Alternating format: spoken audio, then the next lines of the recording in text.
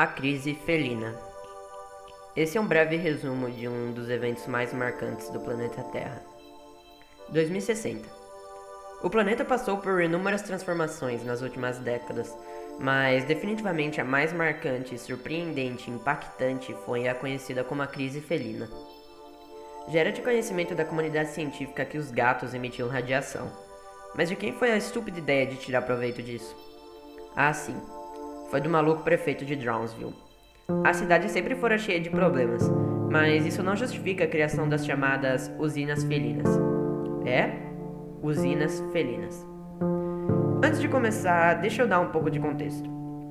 Drownsville era uma cidade bem interior com pique de futura metrópole, mas que não conseguiu avançar no ritmo que o resto do mundo ia.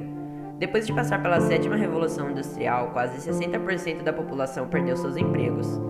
Era uma cidade baseada na extração de silício e, como acharam um material melhor para a fabricação de chips, aquilo foi um desastre. Sem contar a crise econômica, também havia crise política.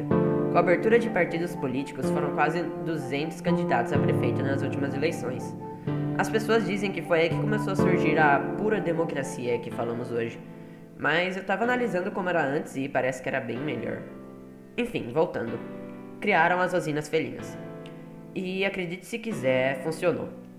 Primeiro o prefeito passou por todos os criadouros e abrigos de gatos, tomando os gatinhos dos proprietários. Foi uma ação bem individual dele no começo. Depois ele tentou procriá-los, mas a cidade precisava de uma solução rápida. Eram necessários empregos, eletricidade e dinheiro. Parece até que se encaixa perfeitamente.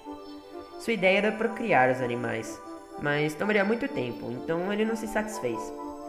O homem realizou uma verdadeira ditadura gatial na cidade. A polícia fazia buscas dentro de casas atrás dos felinos. Quem não entregasse iria preso. Gatos que fossem encontrados na rua depois das 10 horas eram levados. Felinos que não apresentassem carteira de trabalho eram levados. Felinos que não se alistassem ao exército eram levados. Acabou que, pouco a pouco, todos os gatos de Drownsville estavam nas mãos do governo.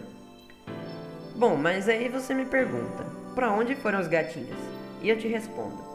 Foram para as usinas. Isso, foram produzir energia elétrica. E como funciona? É bem simples, ou não? Os gatos emitem uma radiação única e surpreendente chamada de radiação felina. A taxa de emissão não é lá tão alta, mas o que acontece é que os gatos produzem isso a vida toda. Agora, pense comigo. Um gatinho passa a vida toda gerando dinheiro para a usina, em média 14 anos. Eles também geram filhotes, em média 5 por ninhada, que podem reproduzir várias vezes. E os gastos não são tantos. Comida, água, banheiro, garantir que o gato produz energia. Bem simples. Nunca uma fonte de energia gerou tanto dinheiro como as usinas felinas. E como funciona isso tudo? Bom, existem dois modelos de usinas. Em um, os gatinhos ficam em um galpão enorme, onde nas paredes existem receptores de radiação que a transformam em energia elétrica. Na outra, os gatinhos se dividem em grupos. Enquanto uns dormem, outros passam por uma esteira, onde em certo ponto esfregam um pano de palha de aço nos animais. Desse pano é retirada a radiação. É mais eficaz, mas mais caro. Não demorou muito para que Drownsville se tornasse potência no estado, e depois no país em que se localizava. Passou-se 15 anos e você não vai acreditar como a coisa se alastrou. As usinas felinas dominaram o mundo. Mais popular que a Coca-Cola, mais funcionários que o Walmart. As usinas não eram bem uma franquia, mas vamos considerar como. Era uma maravilha. Energia em exuberância. Dinheiro para os patrões em exuberância. Na China existia 67 usinas. No ZEU 45. Inglaterra 38. Japão 32. E por aí vai. Números fascinantes. Mas pois é. Como sempre, não demorou muito para isso causar problemas. Com a diminuição de gatos nas ruas, houve um aumento de ratos. Estima-se que a população de roedores cresceu 100% em 5 anos e 800% em 15. Eles infestaram qualquer área urbana. Era terrível, nojento, deplorável. Você tinha que manter queijo suficiente na cozinha a noite toda para que eles não entrassem no seu quarto enquanto você dormia. Porém, pior ainda eram as doenças que transmitiam, como leptospirose, raiva, peste bubônica e etc. Em 5 anos, uma em cada 20 pessoas continha alguma dessas. Em 15, uma em cada 6. Dá pra acreditar? Então houve um aumento de procura dos hospitais. Mas os públicos não conseguiram sustentar tanta gente, que tentaram migrar para os planos privados. Porém, esses planos aumentaram seus preços com a procura. O que acontece é que só se cuidou quem tinha muito dinheiro.